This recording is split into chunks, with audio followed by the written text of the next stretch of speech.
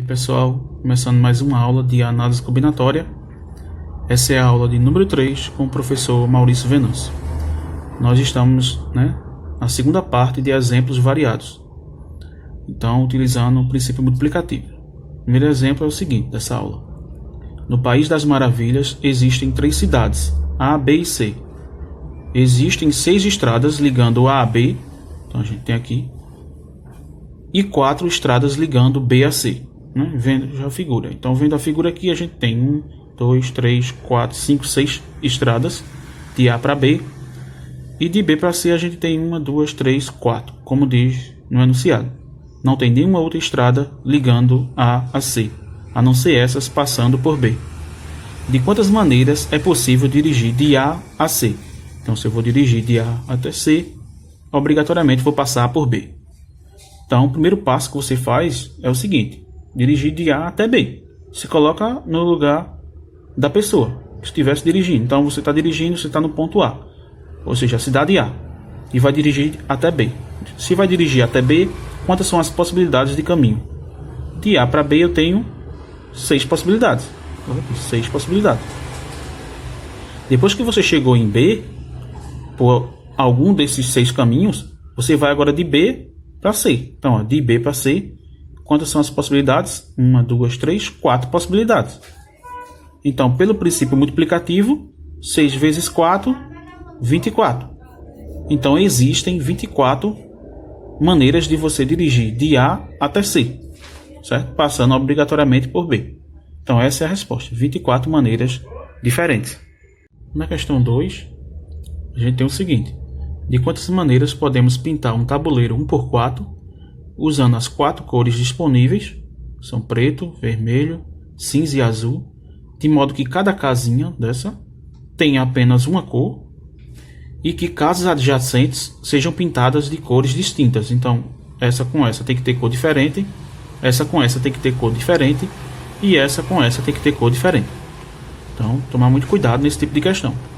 Então, o primeiro passo, a primeira casinha pode ser pintada com qualquer uma das 4 cores disponíveis. Então, existem 4 possibilidades. Por exemplo, se eu pintar aqui de vermelho, influencia agora na próxima. Por quê? Porque essa aqui não pode ter a mesma cor, que é vermelho. Então, existem quantas possibilidades para pintar a segunda casinha? 3 possibilidades, porque não pode ser vermelho. Então, por exemplo, posso pintar aqui de cinza. Agora, a terceira casinha pode ser pintada de quantas maneiras? Veja que aqui eu tenho 1, 2, 3, 4 possibilidades, mas eu não posso colocar cinza porque está junto. Então, retirando a cor cinza, só sobra azul, vermelho e preto. Então, 3 possibilidades. E por último, na quarta casa também é 3 possibilidades, porque ela não pode ter a mesma cor da terceira casa. Então, 3 possibilidades. Pelo princípio multiplicativo, basta você multiplicar aqui por partes. 4 vezes 3 dá 12. 3 vezes 3 dá 9, Uma dica para você multiplicar, de maneira mais simples. Multipliquei primeiro esse, dá 12. 3 vezes 3 dá 9. E agora você multiplica 12 vezes 9, ou 9 vezes 12. Então, 9 vezes 2 é 18, sobe 1. 9 vezes 1 é 9, com 1, 10. Então, 108 maneiras aqui eu tenho de pintar esse tabuleiro 1x4 usando essas 4 cores, de maneira que cada casinha tenha uma única cor e que casas adjacentes tenham cores distintas. Na questão 3, a gente tem uma modificação da questão 1, que é o seguinte: foram construídas uma nova cidade D e diversas estradas novas no País das Maravilhas. Veja a figura. A gente tem aqui a figura. E agora, de quantas maneiras é possível dirigir de A até C? Então, vejam que foi construída aqui uma cidade D e novas estradas, de modo que eu possa, por outros caminhos, ir de A até C. Então, eu só coloquei aqui o número de estradas para facilitar. Então, 6, porque tem 1, 2, 3, 4, 5, 6 estradas. Aqui eu tenho 1, 2, 3 estradas, indo de A até D. De D para C eu tenho 2 estradas e B para C 4.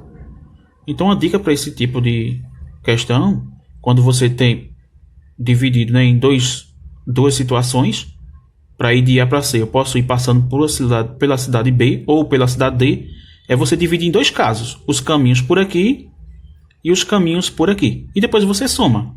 Isso é chamado de princípio aditivo. Ou seja, você divide em dois, depois soma. Então, vamos dividir em dois casos. Primeiro, passando por B, que a gente já fez no exemplo 1, né? Só para fazendo aqui novamente, para vocês relembrarem. De A para B eu tenho quantas possibilidades? De A para B, 6. Porque são 6 estradas. Então, 6 possibilidades. De B para C, 4 possibilidades. Pelo princípio multiplicativo, 6 vezes 4, 24. Então, existem 24 maneiras de dirigir de A até C, passando por B. Agora, o segundo. No segundo caso, a gente vai fazer o seguinte.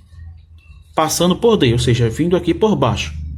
Primeiro ele tem que ir de A até D, né? Então, de A para D tem quantas possibilidades? 3.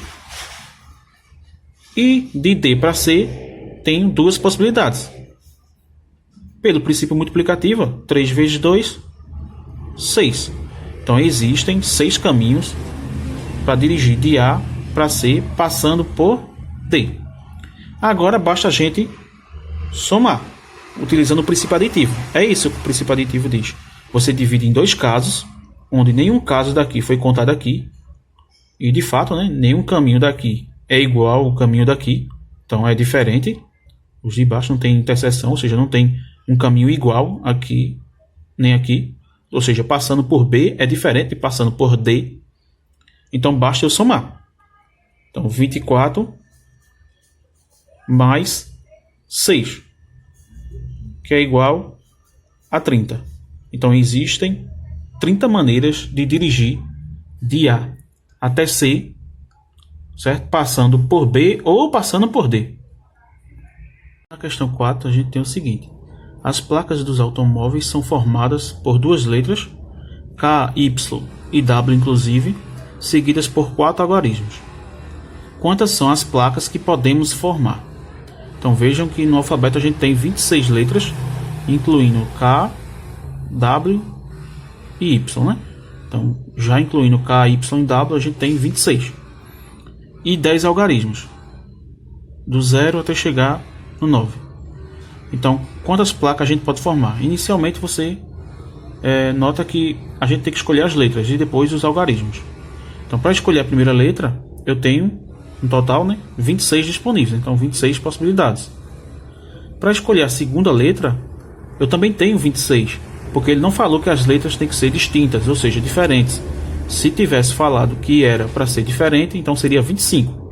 Como não falou nada, é 26. Agora os algarismos. Quantos algarismos eu tenho aqui disponíveis? Qualquer um dos 10, do 0 até chegar no 9, então 10 possibilidades. Para o segundo algarismo, também 10, porque não falou que os algarismos teriam que ser distintos. Quando fala que tem que ser distintos, aí esse não pode ser igual a isso. Aí ficaria 10, 9, 8 e 7. Como não falo nada, 10 possibilidades para esse, 10 para esse, 10 possibilidades para o terceiro algarismo e também para o quarto algarismo.